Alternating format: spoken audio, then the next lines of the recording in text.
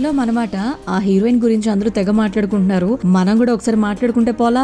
Mobile masala వారి film Nagar కబుర్లోకి వెళ్ళిపోతే ప్రేమలు సినిమాతో తెలుగు వారికి పరిచయం అయిపోయింది. ఆ పిల్ల బాగా నచ్చేసింది అనమాట. అందరూ ఎవరి అమ్మాయి ఏంటి అమ్మాయి సంగతులు అని చెప్పి అనుకుంటూ ఉన్నారు. సో కొన్ని విషయాలు అయితే గనక తెలిసాయి. ఈ బ్యూటీకి 16వ సినిమా ప్రేమలు అట. మిగిలిన సినిమాలన్నింటిలో కూడా సపోర్టింగ్ క్యారెక్టర్స్ ప్లే చేశారు. ముద్దుగుమ నటించినటువంటి తొలి సినిమా సర్వోపరి పలక్కరన్. ఆమె నటించినటువంటి హనీ బీ2 సెలబ్రేషన్స్ అదే సంవత్సరం రిలీజ్ కావటం. ఢాకిని, స్కూల్ డైరీ, వికృతి, కిలోమీటర్స్ అండ్ టిల్స్, ఆపరేషన్ జావా వంటి డిఫరెంట్ కథల్లో తను కూడా భాగం కావటం. ఖోఖో సినిమాలో ఖోఖో గేమ్ టీమ్ కెప్టెన్ గా డిఫరెంట్ గా తను యాక్ట్ చేసి ఉత్తమ సహాయ నటిగా కేరళ ఫిల్మ్ క్రిటిక్స్ అవార్డ్ ని కూడా అందుకోవడం జరిగిందనమాట. లాస్ట్ ఇయర్ ప్రణయ విలాసం అని చెప్పేసి ఒకటి రావడం జరిగిందనమాట. ఆ సినిమా కూడా ప్రేక్షకుల్ని అలరించింది. తెలుగు సినిమాలంటే హీరోయిన్ కి చాలా ఇష్టం అంట. తాను చూసినటువంటి తెలుగు సినిమా మగధీర అని మమిత ఒక సందర్భంలో చెప్పారు. అదే విధంగా ఈగను కూడా చాలా సార్లు చూశానని, అల్లు అర్జున్ అంటే చాలా ఇష్టమని, ఆయనతో కలిసి నటించేటువంటి ఛాన్స్ కోసం ఎదురు చూస్తున్నారని మనసులో మాట బయట పెట్టేశారు. అయితే కేరళలోని కొట్టాయంలో జన్మించినటువంటి మమిత